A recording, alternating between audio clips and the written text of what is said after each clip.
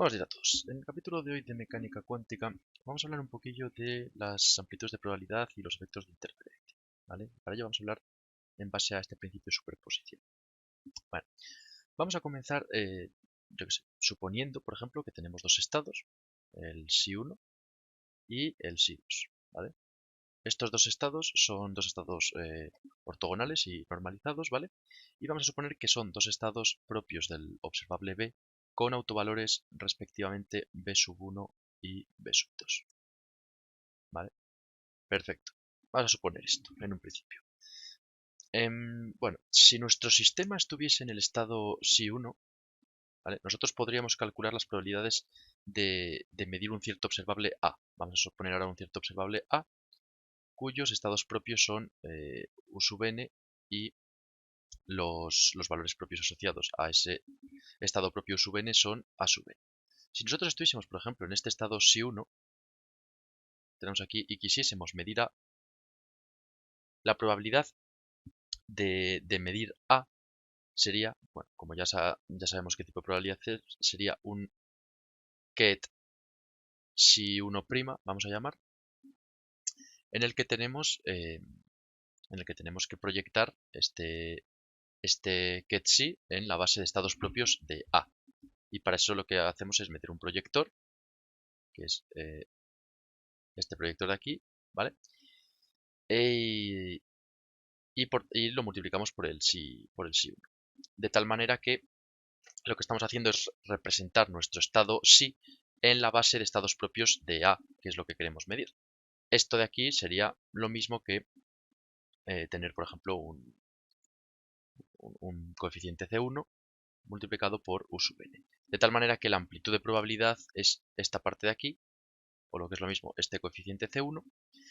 Y ahora tendríamos el psi1' representado en base de estados propios de A, en base de los estados propios correspondientes al valor propio que nosotros queríamos medir, ¿vale?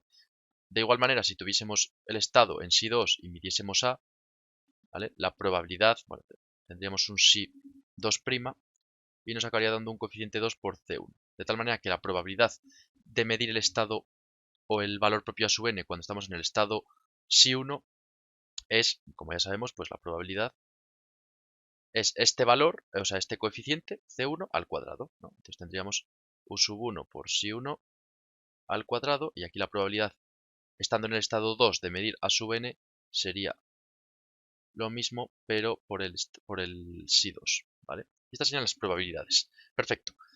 Hasta aquí bien, esto es el básico de mecánica cuántica, no estoy tampoco descubriendo América. Vamos a suponer ahora que nosotros tenemos un estado psi, que ahora es superposición lineal, ¿vale? De los dos estados anteriormente descritos, el psi1 y el psi2, ¿vale? Donde lambda 1 y lambda 2 son los coeficientes de son las amplitudes de probabilidad respectivas de cada uno de estos. Es decir, lambda 1 al cuadrado más lambda 2 al cuadrado va a tener que ser 1, ¿vale? Es decir, tenemos una probabilidad de que nuestro estado esté en psi1 y tenemos otra probabilidad de que nuestro estado esté en psi2. Hasta aquí, bien. Entonces, estas son las respectivas probabilidades, ¿vale? La probabilidad de tenerlo en el psi1 y la probabilidad de tenerlo en el psi2. Bueno, si...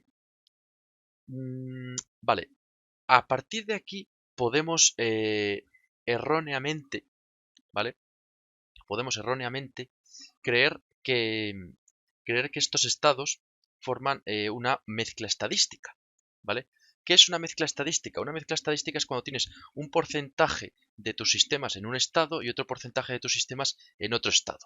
Es decir, si nosotros tuviésemos n electrones, ¿vale?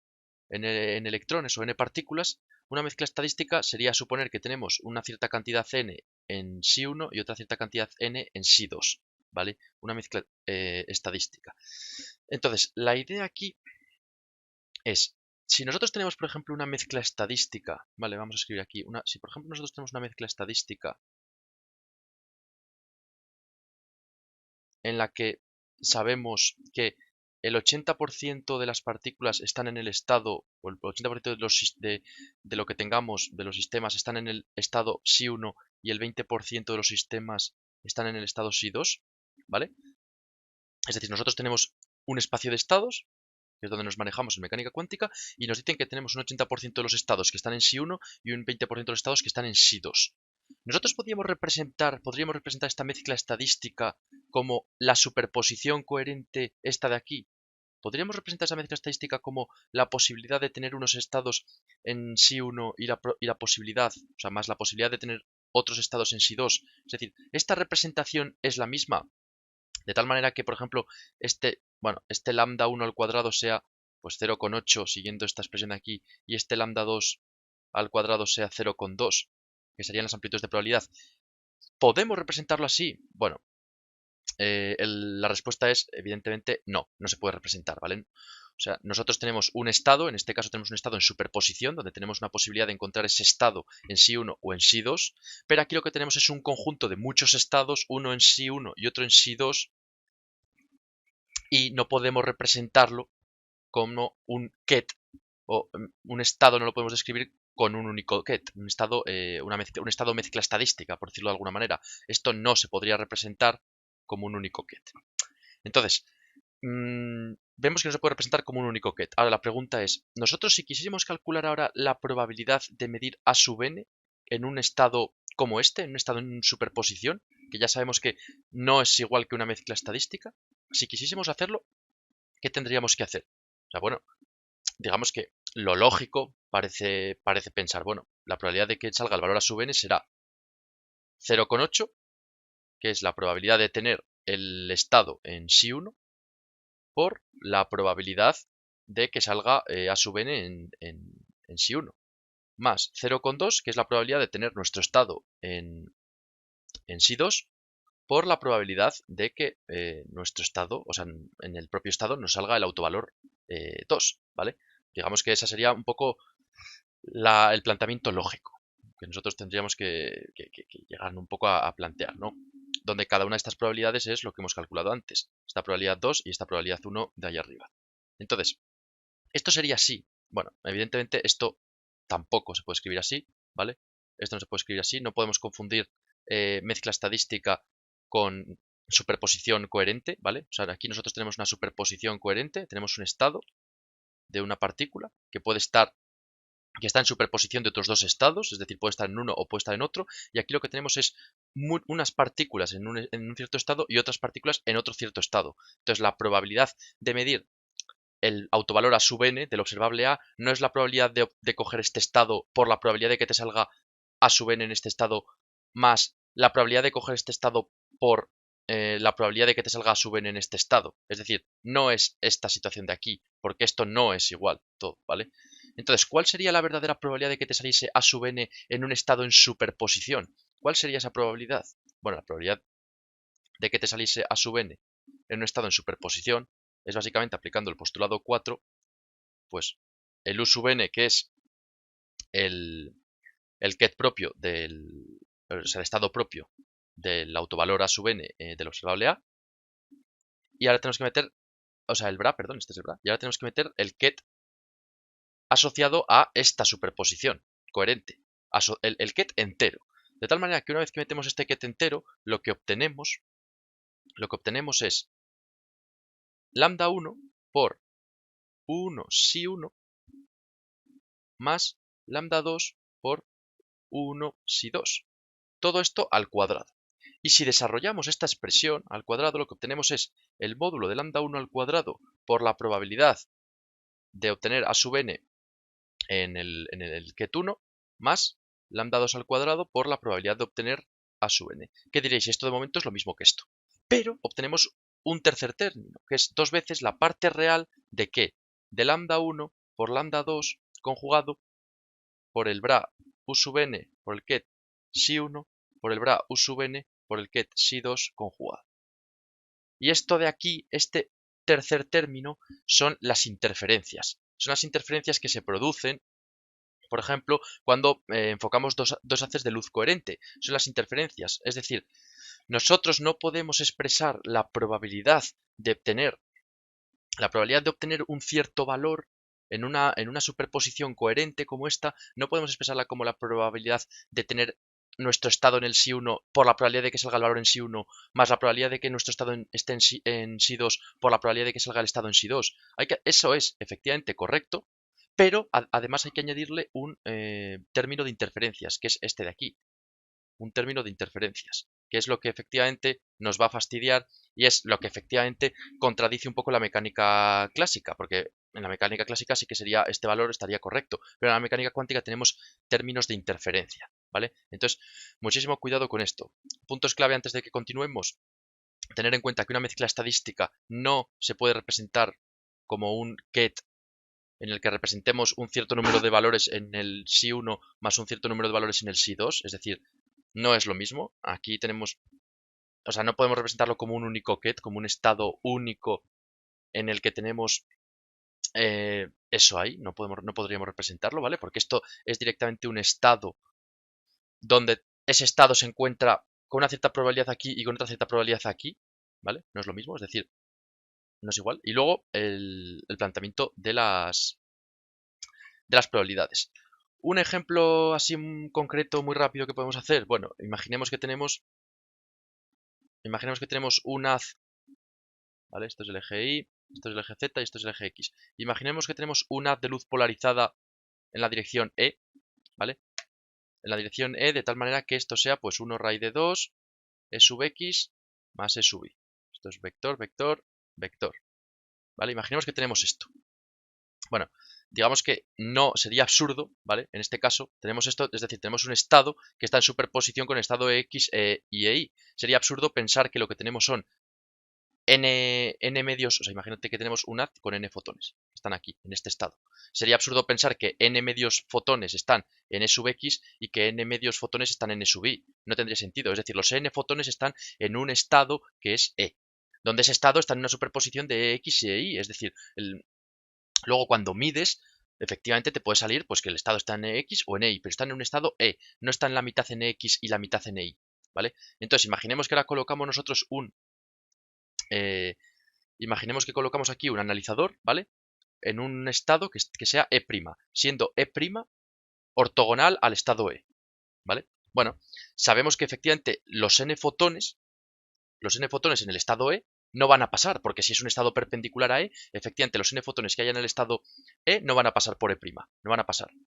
Pero si efectivamente tuviésemos una mezcla estadística, es decir, tuviésemos n medios fotones en X y n medios fotones en Y, ¿cuántos pasarían por el E'? Pasarían la mitad de los fotones, pasarían a través del analizador que está situado en E'. Es decir, lo podemos ver con la luz. Si nosotros tenemos la luz polarizada en un estado E, la luz está polarizada en este estado. Entonces no va a pasar por este estado. No podemos considerar esta luz polarizada como una mezcla de la mitad de la luz en este estado y la mitad de la luz en este. No, la luz está en este estado polarizado y ya está, que es E. No es que la mitad de la luz esté en un estado y la mitad esté en otro. Está en E. Y por tanto, como está en el estado E, no va a pasar por E'. Pero si nosotros en vez de luz polarizada tuviésemos luz natural, ¿vale? Luz natural, donde efectivamente la luz natural es una mezcla estadística donde el 50% de la luz estará en X y el 50% de la luz estará en Y, efectivamente, ¿cuánto va a pasar por el E'? Va a pasar la mitad de la luz que tenemos, ¿vale? Entonces, no confundir superposición coherente con mezcla estadística. Esto es muy importante. Bueno, continuando con el tema, y esto es muy interesante, vamos a hablar ahora de... vamos a hablar ahora de unos ciertos estados. Vamos a suponer que tenemos un observable A, ¿vale? Con autovalores U sub A y perdón, con autovectores U sub A y autovalores A, ¿vale? Vamos a suponer también que tenemos un observable B con autovectores W y autovalores B. Y vamos a suponer que tenemos, por supuesto, un estado C con autovectores V sub C y autovalores C. Vale. Nosotros lo que vamos a hacer en este caso va a ser medir A. Vamos a medir A y evidentemente lo que vamos a obtener va a ser el autovalor A y nuestro estado se va a proyectar al estado propio de ese autovalor A, que es U sub A. Perfecto, tenemos esto. Bien, después de esto lo que vamos a hacer va a ser medir C. Vamos a medir el observable C. El observable B vamos a pasar de él. Vamos a medir el observable C. Bien, la probabilidad estando en el estado A de sacar el autovalor C es efectivamente, como ya sabemos, es la proyección sobre C, sobre el autoestado de C de nuestro estado principal, que es A, ¿vale? Y esta proyección al cuadrado. Esta es la probabilidad, ¿vale? Perfecto. Entonces, bueno, ya está, tenemos eso y nos da un poco igual. Bien, Vamos a dibujar un poco la situación esta. Tenemos el autoestado U sub A, ¿vale? Tenemos aquí los distintos autoestados de B. B sub 1, B sub 2, pum pum, B sub N. Y aquí tenemos el estado V sub C, que es el estado al que vamos a llegar. Nosotros aquí lo que hemos hecho ha sido pasar del U sub A al V sub C, es decir, nos ha dado igual todos los autoestados intermedios del observable B. Hemos pasado del A al C. Bien, vamos a ver qué ocurre ahora si nosotros pasamos primero por el B. Si pasamos primero por el B, parece lógico pensar que la probabilidad de obtener el valor, o sea, la probabilidad de obtener el valor C cuando estamos en el autoestado A va a ser la probabilidad de obtener el valor B cuando estamos en el autoestado A por la probabilidad de obtener el valor C cuando estamos en el autoestado B. Es decir, una suma de probabilidades, es decir, la probabilidad de obtener un valor en B y la probabilidad de obtener el valor en C, ¿vale? O sea, una multiplicación de probabilidades. Bueno, esto, si lo escribimos, evidentemente nos va a quedar, pues, WB por UA por VC WB aquí, al cuadrado. Parece sencillo que, bueno, que sabemos que ha pasado por uno de estos estados, ¿vale? O sea, puede pasar por cualquiera para llegar a este.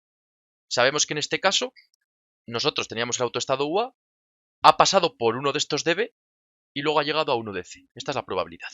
Perfecto. Esto es básicamente, bueno, el experimento de la doble rendija. No sé si lo percibís. Bien. Parece erróneo, bueno, parece sensato pensar, aunque en realidad es erróneo, que la probabilidad de medir C cuando estamos en el autoestado A es la suma de todas las probabilidades de B.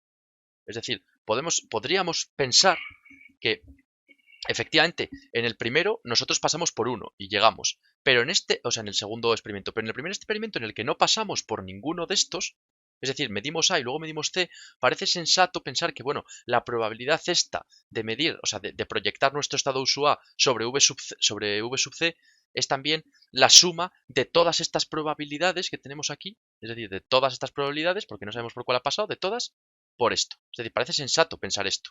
Bueno, pues esto es también erróneo. Esto no se produce así, ¿vale? ¿Por qué motivo no se produce así? Bueno, es erróneo porque volvamos a la expresión que teníamos al inicio, esta de aquí, esta probabilidad que tenemos aquí. Esta probabilidad que tenemos aquí, ¿vale? Es decir, en el primer experimento, vamos a llamar esto primer experimento y a esto segundo experimento, donde en el primero efectivamente no hemos medido por qué rendija ha pasado y en el segundo sí hemos medido por qué rendija ha pasado, ¿vale? Bien, si hacemos esta probabilidad, ¿vale? Esta probabilidad le podemos introducir, sabemos que ha pasado por B, le podemos introducir la relación de cierre, ¿vale? Recordemos que la relación de cierre lo podemos introducir porque los autovectores de W, o sea, los autovectores de B forman base. Si establecemos aquí la relación de cierre, obtendremos esto que tenemos aquí, ¿vale? Y esto que tenemos aquí, bueno, sabemos que esto va a ser 1, esta unidad, entonces esto está bien metido. Bueno, si sustituimos esta expresión que tenemos aquí, en esta expresión que tenemos aquí, en la probabilidad, ¿vale? Si sustituimos esta expresión en la probabilidad, lo que obtendremos, bueno, perdón, esto de aquí no es la probabilidad, que me lo he comido. O sea, lo que quería hacer era expresar, perdonad, V sub C, U sub A. Este Ketbra lo quería expresar con la relación de cierre de WB. Si esto ahora lo metemos aquí en la probabilidad de A, ¿qué vamos a obtener? Vamos a obtener otra vez todo esto de aquí al cuadrado. ¿Y todo esto al cuadrado qué va a ser? Va a ser el sumatorio de todas las probabilidades de B y luego la probabilidad de C más los sumatorios de B y sumatorio de B', siendo distinto de B, ¿de qué? De V sub C, WB, U sub A, esto podéis hacer los cálculos, V sub C, W' conjugado y W', U sub A conjugado. Es decir, ¿esto a qué nos recuerda? Esto nos recuerda a efectivamente esta parte de aquí. ¿Por qué nos recuerda esto? Porque la probabilidad efectivamente, es toda esa suma de probabilidades, que es lo que la lógica nos dice, más términos de interferencia que efectivamente van a depender también de los distintos caminos. Entonces, es importante darse cuenta que aquí no determinamos experimentalmente, o sea, cuando no determinamos experimentalmente por qué camino pasa, lo que medimos no son probabilidades, son amplitudes de probabilidades, ¿vale? Las que deben ser sumadas. Entonces, esto ocurre cuando efectivamente nosotros no sabemos por qué camino pasamos. O sea, pasamos por todos los caminos a la vez, ¿vale? Cuando no medimos, pasamos por todos los caminos a la vez. ¿Qué ocurre en el segundo experimento? En el segundo experimento, como medimos el observable B, colapsamos esta función, colapsamos a uno de los valores, y como colapsamos a uno de los valores y proyectamos nuestro autoestado U sub A sobre la base de estados propios del estado medido de B, lo que hacemos es eliminar literalmente todas las interferencias que tenemos, es decir, las eliminamos todas, y nos queda efectivamente la probabilidad de sacar el valor B cuando estábamos en el autoestado A por la probabilidad de sacar el valor C cuando estábamos en el autoestado B, que es esta multiplicación de probabilidades, que es la probabilidad de pasar por un sitio de estos y la probabilidad de pasar por un sitio de estos, que es esta multiplicación. Si nosotros no medimos el autoestado B, es decir, no observamos, no colapsamos esa función de onda, lo que hace nuestra onda es pasar por todos los estados a la vez, por todos los estados simultáneos, y la probabilidad no es la probabilidad de todos esos estados simultáneos, es decir, no es la suma de todos esos estados simultáneos como, digamos, podría entenderse o podría suponerse de alguna manera. No, es la suma de todos esos estados más un término de interferencia que se produce en todos esos estados, que de la otra manera lo único que haría sería eliminarse, básicamente. Entonces, eso es importante tenerlo en cuenta. Entonces, dicho esto, bueno, ya hemos visto todo lo que teníamos que ver, así que... Así que bueno, espero que os haya convencido, espero que os haya gustado. Si tenéis cualquier tipo de duda, dejadme en los comentarios, como siempre. Entonces, importante, hacemos un resumen rápido de lo que hemos visto hoy, que es muy interesante todo. Primero, no confundir mezcla estadística con superposición coherente, ¿vale? Recordad, no confundir eso. Por ejemplo, recordad el experimento del haz de luz, ¿vale? Recordad el experimento del haz de luz. Mucho cuidado con, por supuesto, con las probabilidades. Al calcular las probabilidades cuando no mides algo, o sea, cuando no lo mides, es decir, bueno, las probabilidades nunca son la suma de probabilidades de las dos situaciones concretas o de las n situaciones concretas. No, es la suma de esas probabilidades, de esas amplitudes de probabilidad, más términos de interferencia que se producen entre ellas, de términos de cruce que se producen entre ellas, ¿vale? Entonces, muchísimo cuidado cuando vayamos a hacer esto. Recordemos el experimento este del electrón. Por otra parte, con lo del experimento de la doble rendija o de las n rendijas es igualmente interesante. El primer camino nos dice que la probabilidad de llegar a C es esta, y en el segundo, como hemos medido B, pues la probabilidad es esta, ¿vale? Entonces, digamos que aquí lo que hemos metido ha sido la relación de cierre. Hemos visto que pasa por todos los valores de B. En contra de lo que pueda parecer, pasa por todos los valores de B, pero no es la suma de todas las probabilidades de B. Es la suma de todas las probabilidades de B más este término de aquí, que es el término de interferencia, que es un término efectivamente muy interesante y que depende de las amplitudes de probabilidad. No depende de las probabilidades como tal, sino de las amplitudes de probabilidad, ¿vale? Es muy importante eso y unos factores de fase por ahí que, bueno, no nos interesan mucho. Entonces, espero que os haya servido, espero que os haya gustado. Si tenéis cualquier tipo de duda, como siempre, dejadme en los comentarios y nada, seguimos con la física.